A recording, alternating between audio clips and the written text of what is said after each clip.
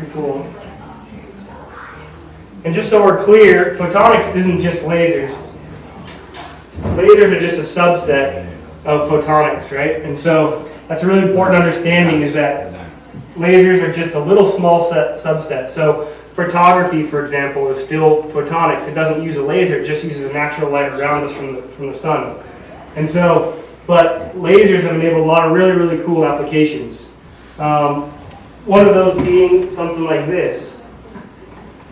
So if you guys look at these, if you look inside there,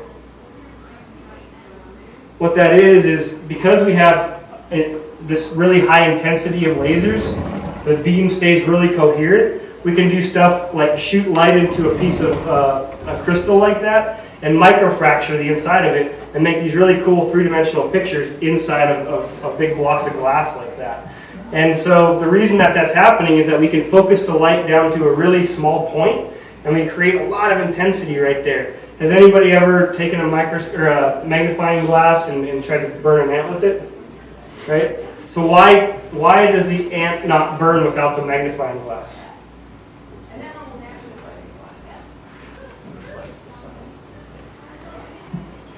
No, actually with the magnifying glasses, it takes all that light and focuses it down to a really intense spot. That's why you can burn an ant with it, right? And so that's the same thing that you can do with lasers is what we're doing inside that glass block right there, is that we're focusing the light into a really sharp point. It gets so hot because of all that light right there that it actually fractures the glass. And so do we have our, I don't think we have the metal cutting stuff anymore. I think those got taken back, but I also have a lot of things where we can cut metal with lasers because of that same idea.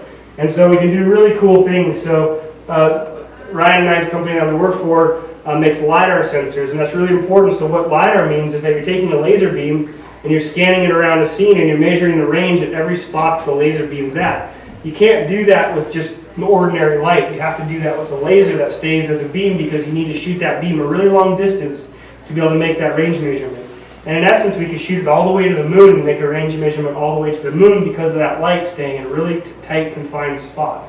And so we can do things like LiDAR, heads-up displays, and every satellite that's orbiting the Earth has some sort of LiDAR sensor on it, either active or passive, that's looking at health of our crops, stuff like that. So aerospace is a big application for this. This is a picture of a map showing what's happening with our crops. So a satellite or an airplane can take a photonics-enabled device, they can fly it over the Earth's surface, and they can start to analyze, hey, are crops healthy, are they not healthy? What types of crops are they? And that's what this map represents right here. So we can do a lot of stuff with agriculture with photonics. Has anybody ever heard of LASIK eye surgery?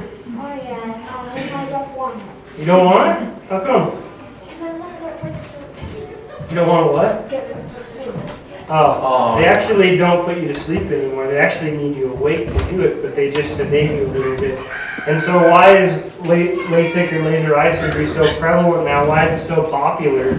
Well, back in the day, what you would have is this, if you wanted to do it, you'd have this old 60-year-old eye doctor with a scalpel trying to hold your eye open and cut a flap of your eye off so they could fix it. Would anybody feel comfortable with that? Not at all, right? And because that person's really shaky and you can't make precise cuts, what lasers have enabled is that you can very, very precisely cut something out, the depth of it, where it's at.